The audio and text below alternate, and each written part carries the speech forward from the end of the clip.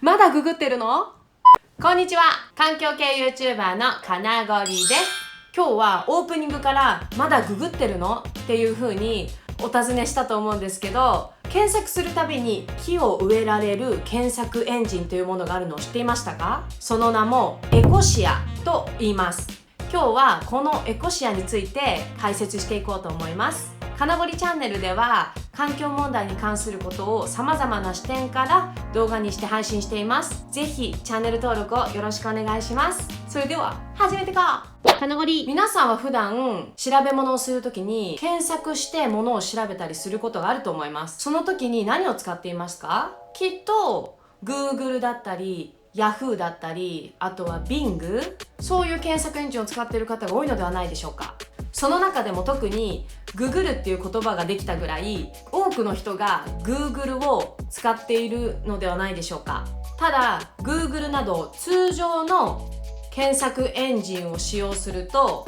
1回の検索につき約 0.2g の CO2 を排出している。そのことを知っていましたか？世界中どこからでも接続して検索できる分、インターネット業界の排出する CO2 の量はなんと航空業界に匹敵するぐらいの量だと言われているんです。一方、これからお話ししていくエコジアは通常の検索エンジンと違ってソーラーパネルを導入しているんです。100% 再生可能エネルギーを使用することによって検索1回につきなんと大気中の約 1kg も CO2 を取り除くことができるんです。しかも木も植えられる。なんかめちゃめちゃすごい検索エンジンだと思いませんか？では前置きはさておき、エコジアについて解説していこうと思います。読み方は英語で聞くとエコジア、日本語で検索する場合はエコシアの方が検索に引っかかりやすいです。このエコジアは2009年にドイツで開発された検索エンジンです。現在の利用ユーザーは800万人にまで今増えています。世界的に今環境問題への意識が高まっているので、今ヨーロッパの方を中心にどんどんエコジアを利用して検索をしていく人が増えていっているようです。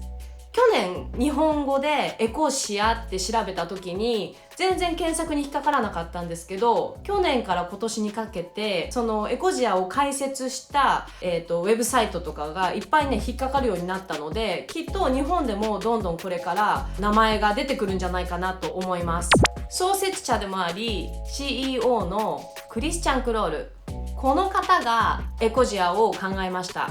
Google などの通常エンジンと同じように広告収入によって運営されていて無料で利用できます。ここで Google などと大きく違うのが、なんと広告収入の 80% を植林を行う非営利団体に寄付しているんです。もうなんと素敵なんでしょう、本当に。では一体どんなものなのか実際に見ながら話していきましょう。ではエコジアトップ画面はこのような感じになっています。これまでに何本の木がエコジアによって植えられたかがこうやってリアルタイムでカウントされてこう増えていっています。めちゃめちゃすごいなんか実感がありますよね、こうやってあると。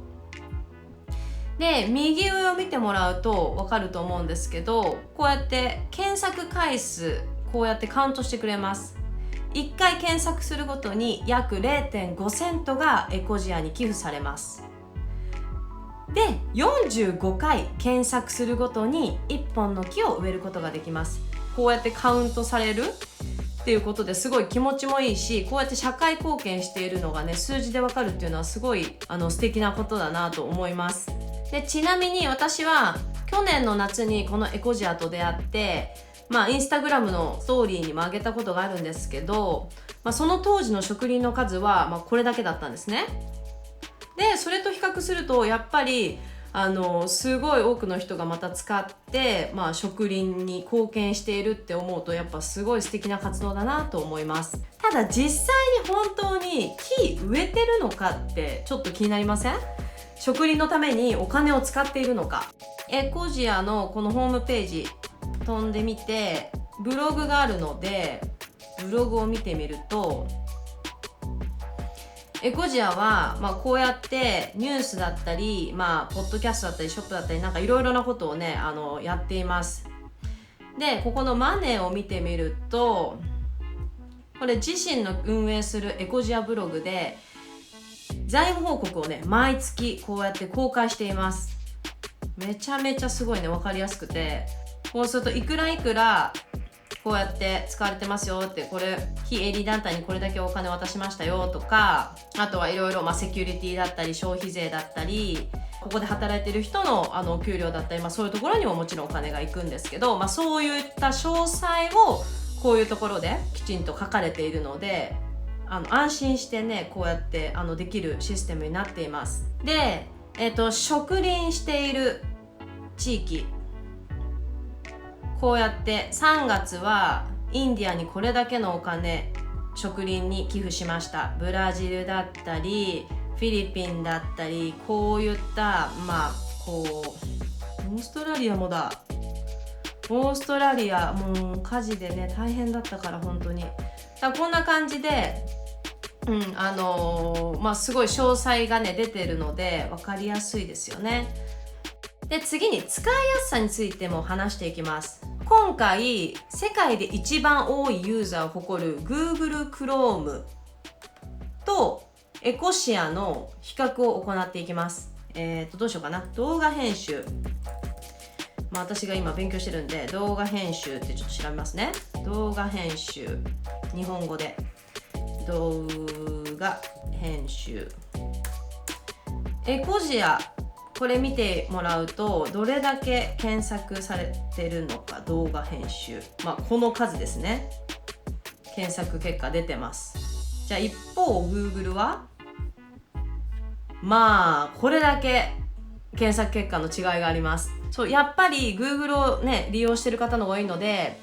こうやって検索結果には差は出てしまいます。そう、ちなみにエコジアの検索結果は Bing から提供されています。でエコジア独自のアルゴリズムだったりを利用してこうやって表示されています。これだとちょっとわかんないんですけど、Google には有料広告がね結構あったりします。アドって書いてあって上の方に表示されるようにね企業が買ってね出てくることがねきっとあると思うんですけど、でもそういうのがないので、その点においてもすごいいいかなと思います。日本語で検索するとやっぱり検索に引っかかる数っていうのは Google よりねはるかに少ないので、その点はまだ課題なのかなと思います。で次に翻訳機能、じゃあ動画で、英語とかやって、じゃあ動画英語、こうするとこれ出るようになってる。この翻訳機能 Google はこうやって発音だったり全てこういう風な感じで名詞だったりね出るんですけど、今までのエコジアは何も出なかったんですよ。だけど今こうやって検索英語で調べると、こういうスペルだけは出てきます。なので、ちょっとこう今改善してる最中なんじゃないでしょうか。はい。で次にマップ機能のマップを表示しようとすると Bing もしくは Google マップ、こうやってどちらかを選択するようになってます。でやっぱりこう Google マップとか、マップを制作するとなると大量の情報とあとはね労力が必要となるんで、こうやってエコシアまだ開発せずに他企業のサービスの力を借りてるというね、なんか潔さがね私はすごい素敵だなと思います。はい、ではエコジアと Google ちょっと比較しながら説明しました。新しい機能が私ももうできててちょっとびっくりしたんですけど、こうやってまだエコジア成長段階っていうのも見て分かったと思います。次に安全性について、そこの部分もちょっと気になる人はいると思います。先ほども言った通りもう800万人以上の方が使っていて、他の通常の検索エンジンと同じように検索の際にユーザーに対して、寄付を求めたり迷惑メールを送ってきたり別途費用がかかったりっていうそういうことは全くありません。植林を守るのと一緒でユーザーのプライバシーも守るというふうに公言していて、検索結果は暗号化されて一時的に保管するだけだったりだとか、あとは外部からのトラッキングツールを使用しないとか、いろいろ安全面にもねしっかり配慮されて、これはもう公にね使われているので安全性に関しては私は安心して、使っています。で、実際に私は正直エコジアだけ使ってるっていう風になったら嘘になります。エコジアと Google Chrome をうまく使い分けてやっているので、これから使ってみようかなと思う人はもうアプリもあります。なので調べるものによって使い分ける、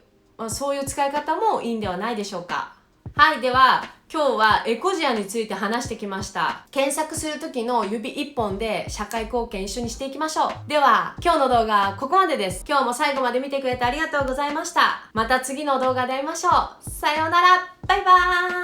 ーイ。